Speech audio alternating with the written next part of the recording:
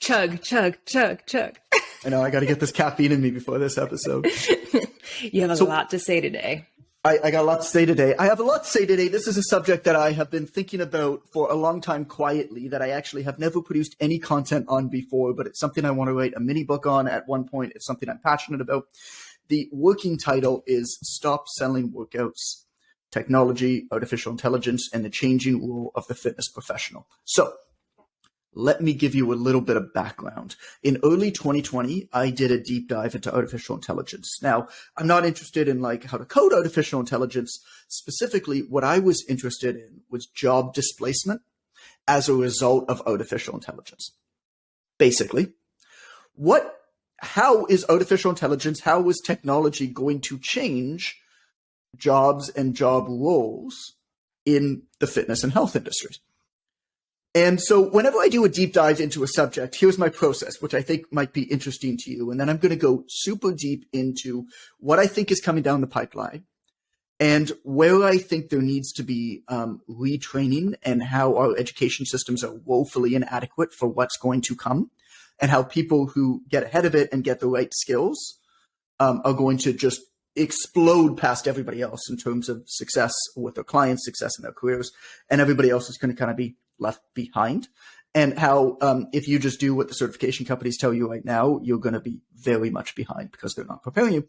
And then I want to finish with a couple like thought experiments of just like fun concepts for gyms and for training. And so I'm talking about artificial intelligence, but I'm also talking about technology, and I'm also talking about influencers, and how I think that influencers, and I say influencers, but also like real experts in subjects. So I'm talking like the top 1% of the top 1% of the top 1%. And you'll see what I mean, of people who like understand the nuts and bolts of these things, like the programming of workouts, of yoga sessions, of whatever it is. I do think that those people are going to actually be in charge of programming basically for everybody. And technology is going to augment that. And they're going to be in charge of either being like zapped into different programs and classes, or in charge of training the algorithms, right, that are going to be building all the programs, basically centralized. So let me start with how I kind of study these things. So I can't code. I know nothing about, the nuts and bolts of the actual fundamentals of artificial intelligence, but I wanted to get a handle of what was going on in the future. And so whenever I have a subject that I decide I want to do a deep dive in, I try to get an 80-20 knowledge of that thing. And I read as much as I possibly can on that. So in early 2020, January and February 2020, I read 7 books on job displacement and artificial intelligence. I read every book I could find on the subject. There's probably more now. And what I discovered was frightening. The fitness industry is not ready for the disruption that's going to happen. Our educational bodies are not preparing the people who work in fitness, and it's going to be a mess. And what I'm trying to do when I'm doing this study is I'm trying to get an idea, right? Like, I don't need to build all of the tools here, but I need to build my own philosophies based off of what the experts in these fields are saying, and then try to bring that knowledge back into our own industry. So I wasn't reading people who wrote books about technology and artificial intelligence and fitness. It was just about what's coming down the pipeline. And I did the same thing with money at one point in 2021 as well. I wanted to learn about wealth management. It was the same type of thing. I don't really care about like the ins and outs of like stock investing or index funds or whatever it is. What I wanted to know is what wealthy people actually did with their money. Not what they tell other people to do. I want to know what they do. Because what I found was that when it comes to money, and this is a subject for another podcast, what wealthy people say you should do with your money is often very different from what they do with their money, because it's not a money optimization exercise, it's a life optimization exercise. And so my goal was to build my own philosophy of how I wanted to manage my own money in order to live the type of life that I wanted. And so it was the same type of thing. I read every single book I could find where wealthy people honestly said, here's what I do with my money. And what was interesting was all of them were like, yeah, our clients for our funds, like, here's how we invest their money. but I just do this with mine. It's like, wait, what? But, and so that's a little bit of a background, Amber, towards kind of what I'm trying to do with this study. I'm trying to take all of this knowledge from all of these other experts of all these other industries and bringing them back into ours. So let's start with an inflammatory statement. You want to do that? Those are my favorite kind of statements. I believe that right now, artificial intelligence can build better workout programs than 98% of personal trainers. Yup. And this is not to say that personal trainers aren't good at building workouts. This is more a comment on what workouts are. Building workouts, programming is a mastery type profession. At its simplest, and most trainers are still at its simplest, because the nature of mastery is it's very easy to learn, and then you're in a very simple, low level of knowledge for a very, very long time, learning the rules, right? And then once you learn all of the rules, I'm talking like a decade plus in, then you start to get to mastery and you start to figure out where to break the rules for this specific instance. But the reality of it is, workout building, for the most part, is just a series of if-then statements. It's algorithmic. If a client has this injury, make that adjustment. If a client has this goal and this many times a week that they can train and that equipment at their gym, here is the best workout for them according to the science. If they miss a workout, here's how you adjust their workout, right? And the best workout programmers in the world know these rules, and these rules can very much be programmed into a computer, and in large part, they already are. So this is why I say stop selling workouts. Because by its very nature, anything that's easy to learn is also easy to teach a computer, which means its value is going to become less and less and less, which is why I go deep into the study of these other disciplines, is because one of the things that you will start to figure out over time is that the hardest things to learn is the interplay between different schools of thought and different industries and different thinkers. And when you start to put all that together, you start to make connections that are very, very difficult to replicate. And that's what is going to be worth a lot more money. That's going to be what's going to be valuable, amongst other things. And I'm going to get into I can't remember how many there were. How many were there? There's basically 11 areas where I think where training is required. And I'm going to get into those a little bit later on. So let me go way back in history. There's different revolutions that have occurred throughout history, right? This is like all of those history. I mean, I've got a minor in anthropology. It's always been a fascination of mine. And so That's super random. Yeah, super random. Well, so Lou Schuler, I love Lou. Who used to be our editor for the PTDC, but was fitness editor-in-chief for Men's Health, Men's Fitness, a bunch of other places, T Nation. We initially connected on anthropology, and our mutual love of it. And anthropology is just how humans evolved and developed over the years, right? And it's all of these weird connections. And so even just relationships, I stood out to Lou because I was interested in anthropology and we were at an event and that's what we connected on, and we geeked out on anthropology for a few hours. And then he worked for us for years and was a big part of me growing as a writer as well. And so again, how do you become more interesting? How do you become more valuable? Well, you learn shit about different shit that you can bring into wherever you are. Yep. And so, okay, consider the different revolutions that occurred throughout history. There was the agrarian, the agricultural revolution, then the industrial, then the service, then the information.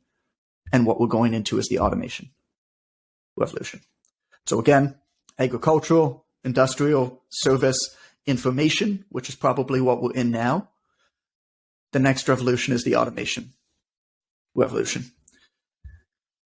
And what we have to understand is that automation technology won't eliminate our jobs, but it's going to change our jobs. And those that don't evolve, they're going to be left behind, like really left behind. And but for trainers who do adapt, there's going to be more jobs than ever, and there'll be more in demand. Because when there's so much information as there is right now, the value of somebody that you trust to sift through all that information, to make sense of it and figure out how you should use that information for your own purposes, has never been greater. So the value of a coach actually right now has never been greater. And I think that's going to continue. I think more people are going to hire more coaches in the coming years and decades. Because as there gets to be more information, the overwhelm gets to be higher and higher and higher, and people are just going to keep saying, like, fuck it. Like, I'm out. Like, I can't even think about this stuff. I can't even begin to make sense of it. Everybody's spouting all this stuff. And so people are going to be hiring more coaches than ever. But computers are going to be better at some things, and humans are going to be better at other things. And I want to explore what computers are better at and what humans are better at. Because at the end of the day, technology doesn't replace humans, it amplifies them. I own a Tesla. And it surprises people when I say that the self-driving attribute of my Tesla makes me a better driver. And the reason for that is there's a lot of little things. If you think about how many inputs your brain is trying to compute when you're driving, particularly when you're driving on a busy road, like if you think about like 20, 30 years from now, we go back in history. George Washington was killed. You know how George Washington died? Bloodletting. They bled him to death. That's right. Like all of this dumb shit, right? Where we think back in history and we're just like, how the hell would humans do that? That's so dangerous. It's so stupid. I feel like driving is going to be that right now. It's so unbelievably dangerous. And there's so many inputs that we have to make sense of, right? Especially on a busy road. Well, auto drive allows a human to focus more on the inputs that a human needs to focus on, analyzing the road conditions, really looking at other cars and be like, that driver seems like they're a little bit erratic. Oh, I can see in the window there, they're not paying attention. They're on their phone like an asshole. Right? And what it allows me to do is, ever since I got the Tesla, I have never actually been in a single nervous moment in my car. And the reason for that is I can put on the auto drive and I know that I'm going to be going at the right speed. I know that I'm going to be hitting the distance with the car in front of me. I know that I'm going to be able to stay in the right lane. Right? So those inputs are now removed, right? I can trust the system to do that. As a result, I can use more of my cognitive functions to analyze the road and build my strategy of how I'm going to drive and get out of potentially dangerous situations before they happen because I can see them way more in advance. So that's just an example of how technology doesn't replace a human. I don't think that auto drive replaces a human. I think that it amplifies a human and makes roads much safer as a result of that. It's not us saying that we're going to sit like, Jetsons, like sitting back with our hands behind our head, drinking a soda in a car. That's what I want, though. Well, that's going to be a long time off. I mean, we're talking about auto drive. That would require entirely new infrastructure of roads and stuff. Girl can dream. But in any case, going back to like fitness stuff, jobs don't disappear whenever there's a revolution. Jobs morph. It's not job substitute. It's job substitution, right? It's not job obliteration. And where I think the shift is going to move is I think fitness workers are going to act as the social interface for customers. I don't think they're going to be coming up with the actual programming. I don't think they're going to be coming up with the new. Think about like macro coaching. Like, why the fuck is macro coaching a thing? Now, coaching is a thing. Habits is a thing. Helping humans actually stick to their diets or macro requirements is very much a thing. But calculating macros, there is no single situation where a human should need to do that. right? You put those inputs into a computer's going to be doing it better. And so this idea is that it's a symbiotic relationship between a human and a machine. And to be honest, like, it's not necessarily with machines. It could be with influencers or with, I call them influencers, but like experts, like true experts. So think about this thought experiment, where I call her Betty the Granola. Like, Betty the Granola owns a tiny yoga studio in Bend, Oregon. And she's incredible. Betty is amazing. She brings the community together. Everybody loves her. She gets people up and moving in her yoga studio. She's so passionate about yoga. She brings everybody together. It's an incredible little studio. The problem, Amber, is that Betty's actually pretty shit at yoga. Oh, Betty. Oh, Betty. Because Betty did a yoga teacher training once in Costa Rica. Yeah. And now she's a yoga teacher. The weekend certifications. Betty should not be the one coming up with the yoga class. Because you also have Zach. Now, Zach is a yogi. Zach has been to 50 yoga teacher trainings all around the world. He did stuff in India. He's done stuff in Thailand. He's done stuff in Costa Rica. He's done all of the yoga stuff, right? He's been doing this for 30 years. Zach is a master yoga instructor. He's a master yoga programmer.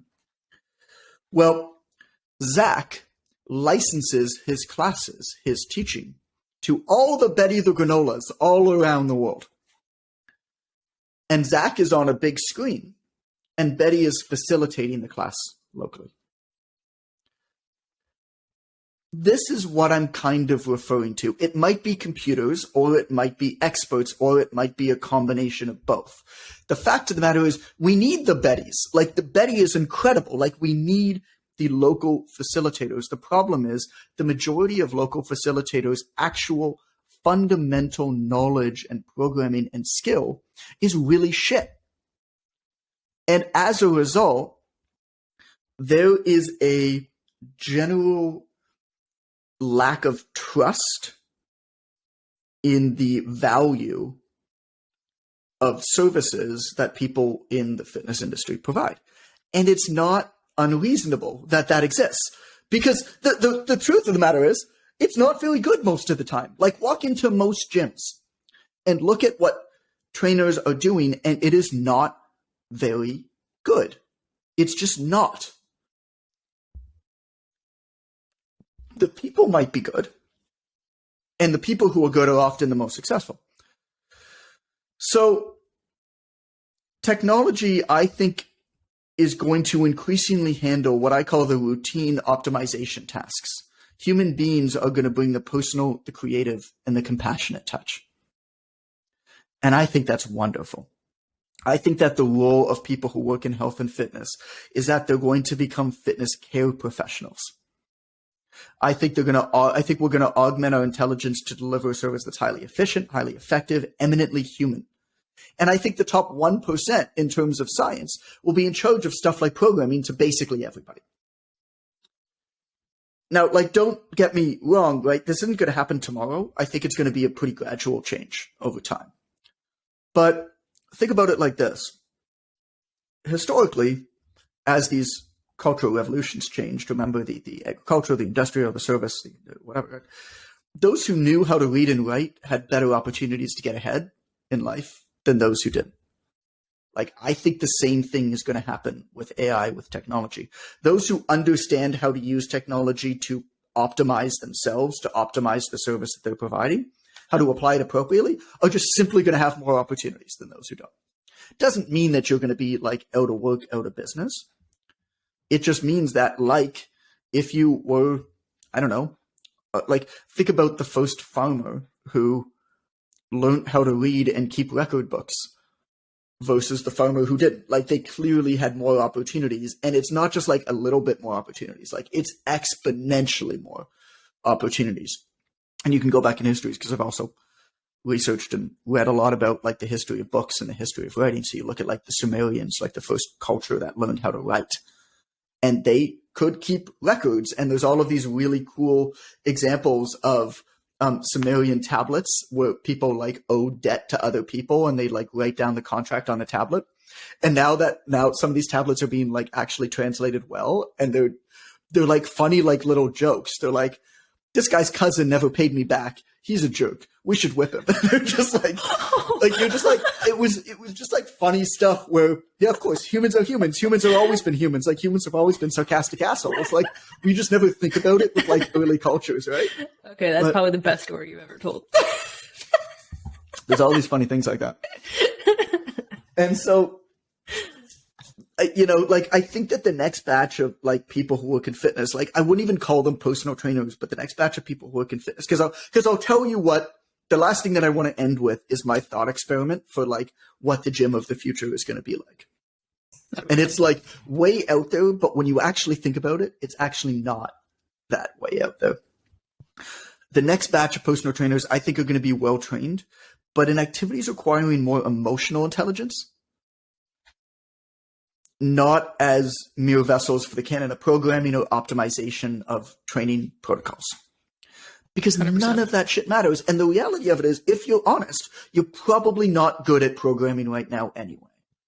And you know that. Because I get asked all the time about how do I build better programs. It's like, well, you're like 30-some years old, and you've been in the fitness industry for 15 years or 10 years or whatever it is, and you're asking me still, how do I build better programs? If you actually wanted to learn, you would have been reading programming books all day and all night, like the Joe Daldells of the world, who are obsessive. And so I think Joe Daldell, who I think is one of the best programmers in the world, like sheer programming knowledge in the world, I think he should be writing the programs for basically everybody. And then the next part of it is this. And this is one, Amber, that I think you'll agree with. You got to be able to generate your own business. Mm-hmm. I can't stress this enough. You've got to be able to generate your own business. If you want to work in this industry, you have to. Because your actual skill set that you think is valuable is already not valuable. And it's going to become less valuable as computers get more powerful and as these influencers and experts figure out how to leverage these systems more. And by the way, computing power does not grow linearly. It grows exponentially, meaning that it moves fast. Already we're seeing platforms grow that are taking 30 to 50% of everything an online trainer makes, simply because that online trainer can't generate their own business. Now, in a gym, if a trainer works for a gym in person, that percentage is perfectly reasonable. The gym's got a ton of overhead, right? Like 50% to the gym, 50% to the trainer is perfectly reasonable. But online, these systems are quite literally stealing, because the trainers are so well-intentioned and they just want to help people, but they're so shit at business. And because they've never learned, they're being stolen from. And so, yes, I think that becoming an empathetic care professional, and I'm going to talk about the 11 skills that I think are important, but I cannot stress enough that if you want to be in this industry, you have to go one of two directions. You have to say, I'm going to work for somebody else, and I'm probably always going to get kind of kicked around a little bit, but it doesn't mean that I can't have a good life. Like, I know trainers who work for big box gyms who make $150,000 a year, who have a great life, who are happier than a pig in shit, because they've made the decision that they're okay with that, and they don't want the headaches of growing the business, and they have a clientele, and they don't want all the administration and all that kind of stuff. Fantastic, right? But if you are not okay with that, you have to understand that it is up to you, that you have to generate your own business and be good at generating business. And it has to be one or the other. It can't be this wishy-washy shit in between. And so that's number 2. Let's see where I want to go with this. I have a whole bunch of notes. This is something that I want to write. So many directions. Well, it's a big topic, especially for an hour podcast. Right. but it's good because it's practicing. This is something that I really want to write like a big free book on, because I It'd think be that fantastic. it will help our industry a lot. Did you And break the news to Allison? Because didn't you promise her you were going to write more books? No, I mean, I didn't promise her that I wouldn't write any more books. She knows that I'm like a better person if I have a big project I'm working on. Yeah, same. I'm not. I'm like kind of flowing with nothing to do otherwise. Yep, I get it. Okay. Talked about this a little bit. What are humans best at? Humans. Let's talk about this really, really quick, and then I'll talk about the 11 areas where I think workplace or training is required. And what I want to do in this book is actually like give solutions for this workplace or training, which is like the big kind of missing element. But in essence, machines are best at performing repetitive tasks, analyzing huge data sets, and handling routine cases. The vast, vast, vast majority of fitness clients are routine cases. But there are exceptions. And so what do humans do best? Well, humans resolve ambiguous information.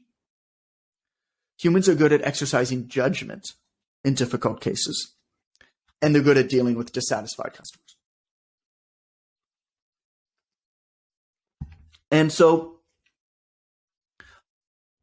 here's how I think that coaches need to be better prepared to work alongside new technology. Here's the 11 areas, right? Resolving ambiguous information, exercising judgment, and you tell me, Amber, what any of these you want to go deeper on, okay? Well, the first one, explain that a little bit more, because I think that is a tough phrase, and so I think it would be helpful for the listeners for you to break that down a little bit. They were giving an example. My mom had a sore shoulder. She had no idea what the heck it was, but she had a sore. She by the she-shell. She had a sore shoulder, and everything that she did hurt. And she went to all these professionals, and nobody knew what the hell to do. And eventually, somebody said, "You got to get this MRI," and it ended up being a tear. And she had surgery and repaired the tear and is recovering and like is happy again. But it was like 2 years. So the ambiguous information is we know the shoulder hurts. We know that there are these symptoms, but we can't really see anything in all these initial scans because it's not like a big tear. But this person is complaining a lot. So what do we need to do? What tests do we need to get that person in order to get the information that we need? That's one example. Yeah, that helps clarify. Very often what happens with ambiguous information is a client will say something, but they don't quite understand like the context of what they're saying it in. So a client will say, hey, I want to, well, think about the example that we always give, Amber, like, oh, I want to lose 5 pounds. Why? Mm-hmm. Well, what they're doing is they're trying to speak in the vernacular of the industry, but they're not in the industry. They're trying to figure out a way to like belong in the place that they are, because like, they're in a new place. This is how things are done in that new place. Whereas what they're not giving you as the coach is they're not actually giving you the real why for being there, which is what's going to have them stay, which is what's going to allow you to build the best program. And so if that person says, I want to lose 5 pounds or I want to lose 10 pounds, what they often don't realize is that losing weight is not actually what they want. What they want is to perhaps lose inches. What they want is to perhaps fit into a piece of clothing again. What they want is to perhaps appease in-laws or feel like they're sexy for their spouse or whatever, right? Mm-hmm. But weight loss is not actually what they need. And in fact, in a lot of cases, if it's only 5 or 10 pounds, right, in a lot of cases, weight loss might actually be the opposite of what they need. Particularly with women. I mean, not always, but mostly with women. What actually happens is when they start exercising, they actually might put on a few pounds, but their physique and their health and everything improves. Right? And so that's an idea of ambiguous information where humans will need to empathize with customers, call them, and figure out what they're really saying in order to insert into the machine the proper inputs. So that's resolving ambiguous information. Perfect. Exercising judgment in difficult cases. Dealing with dissatisfied customers. I mean, obviously machines are not good at that. Creativity, improvisation are too. I just think there's a need for creativity and improvisation. 100%. Like a machine is going to spit out a workout, but do you want to do the same workout every single day, even if it's like the best, quote unquote, best thing? I will, because I like working out as very much a meditative thing. So I like going in there and knowing that every day I'm just going to be rep by rep, a bit better, a bit better, a bit better. Like I like that, but I understand that most people don't. See, I'm the exact opposite. I get bored. Right. You get bored, and a lot of clients do, right? So what's that balance? So I think that what a lot of trainers can get really good at and should get really good at is figuring out how to be creative and improvise without actually losing the plan, without actually losing the goal. I think what too often happens is they just try to like make up new shit all the time. And what happens is that the client never actually gets better or improves or gets to their goals because they're just doing new stuff for the sake of doing new stuff because it's different versus figuring out how to use the inputs from the machine and saying, okay, this is the best. Okay, now I need to improvise it. Okay, if I'm going to improvise or be creative amongst this plan, how can I do that while maintaining the movement patterns, while maintaining the progress, right? Next up, social and leadership abilities. Huge. Yes. Huge. Empathy. Huge. Yes. Similar to kind of what we were talking about with resolving ambiguous information. I mean, it's just empathy. Like humans are humans, and humans are going to feel increasingly disconnected from humans in the coming years. Mm-hmm. And this is not going to stop. And the more you can be profoundly human with your approach and make people feel like they're heard and look them in the eyes. You know how few people over the course of my day look me in the eyes and say hello? Even people I know. I mean, people just don't even look at you when you talk to them anymore. But the value of that type of thing and listening to them and asking them questions and making sure that they feel heard because you are listening, very, very valuable. Social intelligence, active listening, storytelling. Yes. Huge. Good call. And then presentation skills. Yes. Which kind of go hand in hand. And so I think the future of fitness, it's a place where the lines are blurred, where an interplay of skill sets is necessary. And so again, those 11 areas, I'll just read them through once so we have them all, right? So these are the 11 areas I believe workplace training is in order with the onset of technology and artificial intelligence in the fitness industry. Resolving ambiguous information, exercising judgment in difficult cases, dealing with dissatisfied customers, creativity, improvisation, social leadership abilities, empathy, social intelligence, active listening, storytelling, and presentation skills. I think individual schools of thought have no value because they can be easily replaced. Stuff that's easy to learn is easy to teach computers. It's the interplay of disciplines and thoughts that have a lot of value.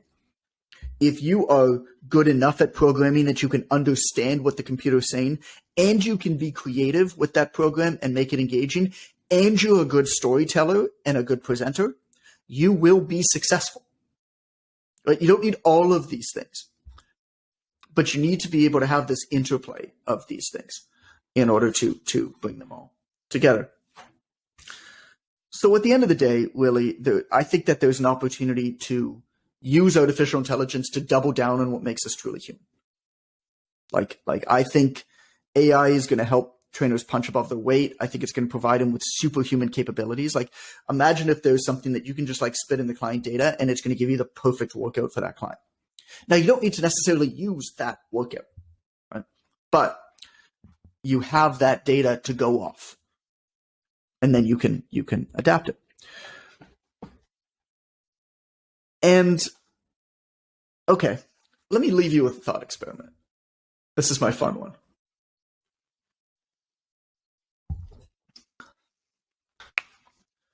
This is the gym of the future. Okay? Ready. The gym of the future is run by technology, and humans are there to show up where humans are needed.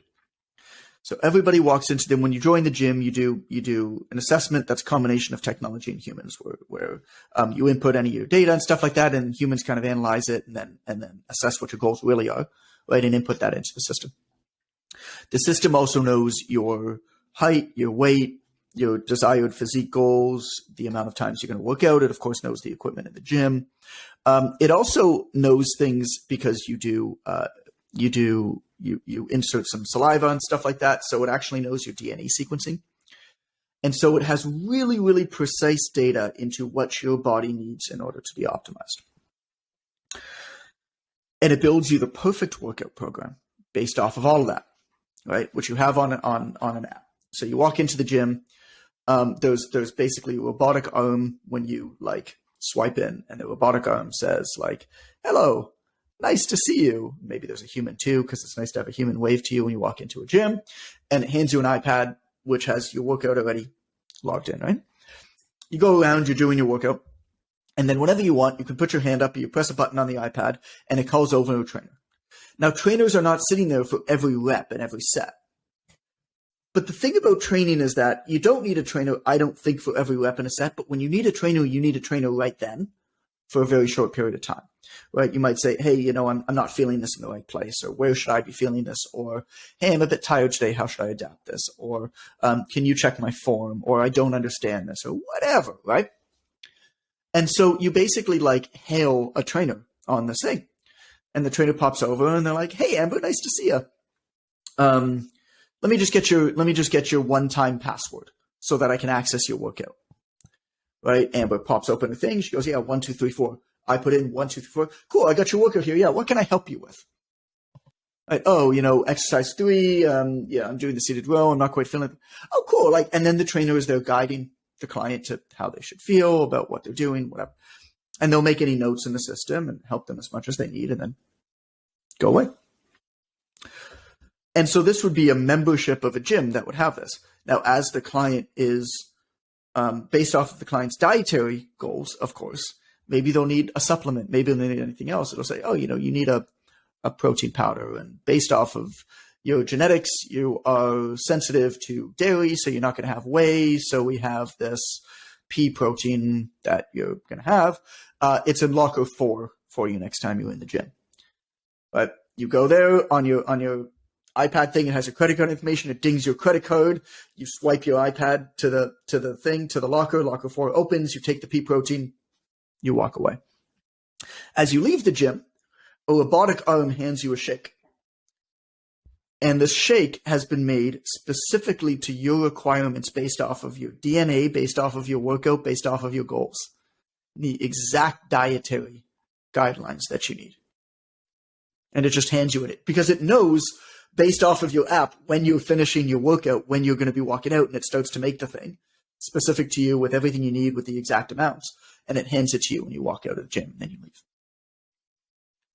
This reminds me of a movie I watched a long time ago as a kid called Smart House. And it had the kitchen that would do the shakes kind of like that. It's like, hey, Smart House, make me a thing. And like all the stuff would come out and make the shake and be like, here you go. I mean, if you think about it, it's not like that ridiculous. No, it's not. Everything is there. Like you have all these DNA sequencing things like 23andMe and stuff. Mm-hmm. Well, and lots of restaurants are replacing people with, or replacing cooks and stuff in the kitchen. So like it's definitely not. Oh yeah. Like fast food type places, but so that's not that far fetched at all.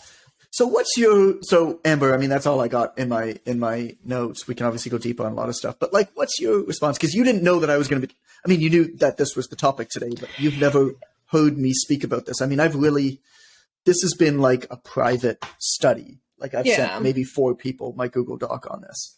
What I think is kind of funny is like a lot of the stuff that you mentioned are things that we've always kind of talked about, like the actual skill sets of a coach. And things that we teach our students, but we're just kind of reframing it to like, hey, like this is serious. Like we've always kind of said, like, look, you're not selling a workout program. Like they can go to the grocery store, pick up a magazine. And for the vast majority of people, if they'll just do it, it's good enough. it's good enough. Right. So a lot of coaches just, they can't get out of, selling the perfect workout program. That is not what you do. And it, in fact, is a huge disservice of your title, right? It's not just building a workout program. You know, we deal in the nuance, right? And we help people navigate and troubleshoot because we don't live in a vacuum.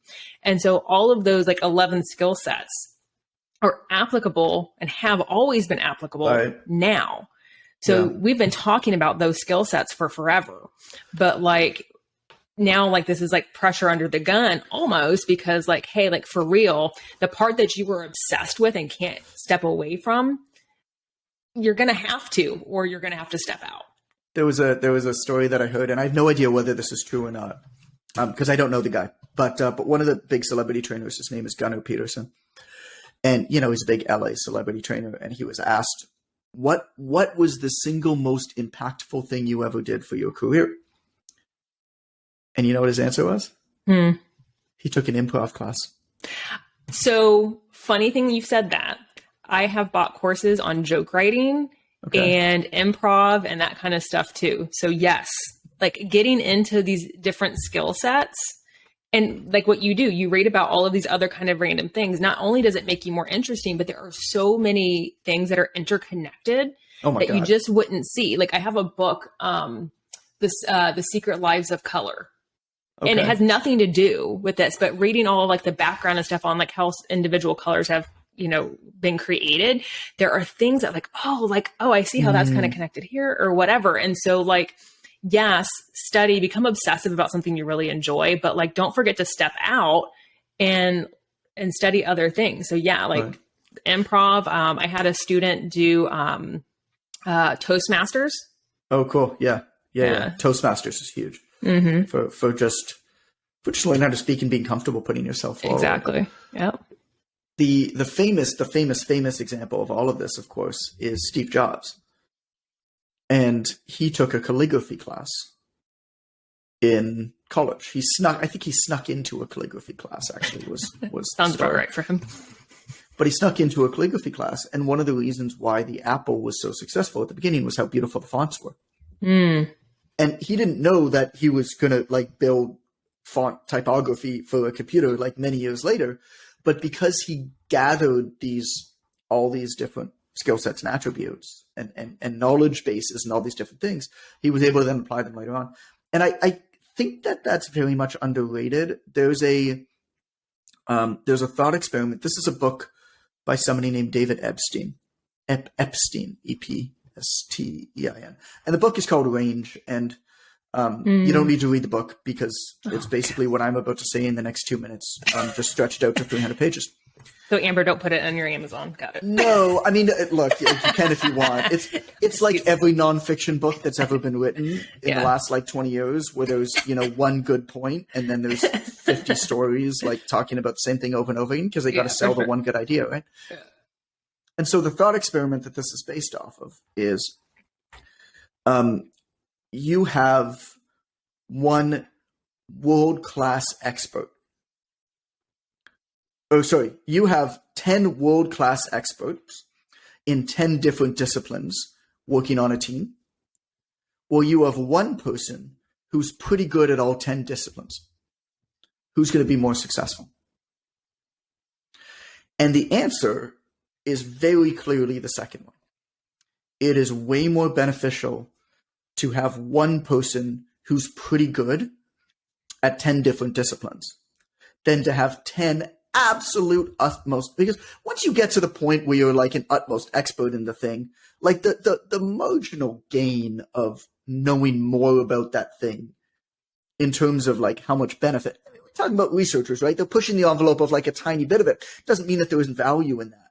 But if you're trying to like solve real world problems, like there's probably not that much value for that. Now the combined effect of all of these people has value, because that's how we push our knowledge forward as a species.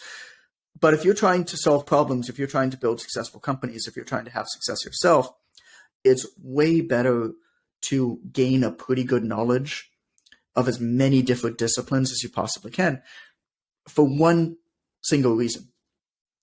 Because 10 utmost experts have a really difficult time figuring out the interplay between their disciplines and making connections between them. Whereas one person who has a pretty good knowledge of these things understands likely enough of them to maybe call one of the other experts if they need some, like if I'm trying to build like an AI engine, like I'm not building the thing, but I know enough about the thing to be able to call that. But I understand the interplay between these things. It's the same thing. I mean, this is my career. I've self-taught myself enough about HTML, about design, now about software development, about software marketing, about AI, about fitness, about all these things. And I am in no way, shape, or form the best at fitness. I am in no way, shape, or form the best at motivational interviewing or empathy or any of these skills. But that's by design, because I go super, super deep into gaining an 80-20 knowledge of this thing in a very intense, short period of time. Well, I'm like, I'm going to take a month and a half and I'm going to read every single book that exists on job displacement as a role of incoming artificial intelligence.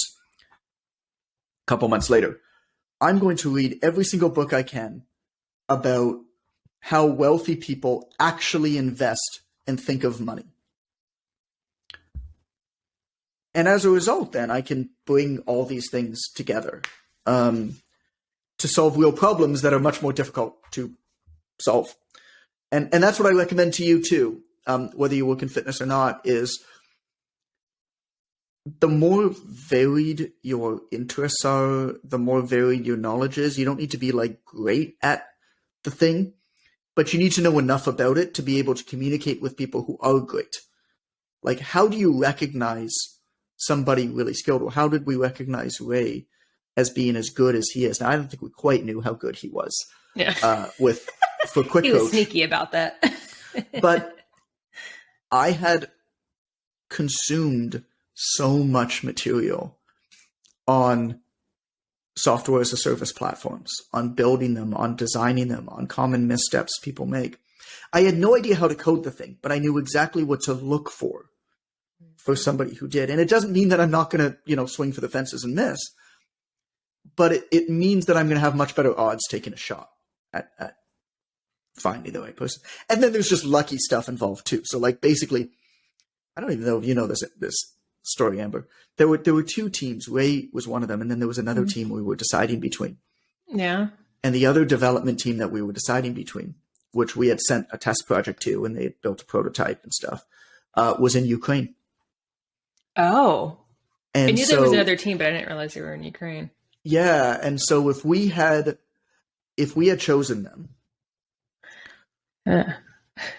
for like just you wouldn't. I mean, and so there's luck involved too. Yes. If we chose them, they would have effectively shut down. We may not have even launched Quick Coach yet. Yeah. Because a war, like their country got invaded. Like you can't. In 2022, you don't expect a country to get invaded and that to interrupt everything that you're doing. You know what I'm saying? So there's luck involved too. Yeah. But you give yourself the best odds. And I think that that's what it's all about is no matter how good of a job you do, luck is always going to be involved. And going back to the wealth management thing, the best investment advisors in the world are right 6 out of 10 times. They have a 60% success rate. These are the literal best decision makers on the planet, making tens of millions of dollars a year each, solely because of the quality of decisions they make, have a 60% success rate. Meaning that if you invert it, they're wrong 4 out of 10 times. The worst decision makers on the planet, the fucking Dogecoin millionaire, who's just very clearly making a dumb fuck decision based off of nothing other than what somebody tweeted one time and this euphoria that resulted, is right 10% of the time. Which means 1 in every 10 stupid shots he makes is going to work out. And we celebrate those because it's such a random thing. What we don't realize is that this guy and he is, you can look it up, this guy obviously is bankrupt now because the type of person who makes dumb fuck decisions like that is going to continue making dumb fuck decisions And since they're going to be wrong 9 out of 10 times, even though they hit it the first time, they're going to go bankrupt. Just didn't know when to stop. Well, you just don't know what, I mean, but that's like the mentality of it. And so I think, I think all of this to say is you don't know what's going to happen in the future. No matter how good of a job you do making good decisions, preparing yourself, it is not always going to go well. Doesn't matter who you are. Doesn't matter how good you are in business. Out of every 10 years, 6 years are going to go well, 3 years are going to be okay, and 1 year is going to be shit. 2021 was shit for me. But that's just it's just going to happen. But you can absolutely skew the odds in your favor. And that's what I encourage you to do. So takeaways, be well-rounded and know enough to be dangerous. Move forward. About as many different things as possible. And the final takeaway, which is more specific to this conversation and less kind of up in the air, is the skill sets that are eminently human are the skill sets that are going to become more valuable in the coming years. And so the best thing that you can do is learn to connect to other humans better. That's actually the best way to prepare yourself for the future.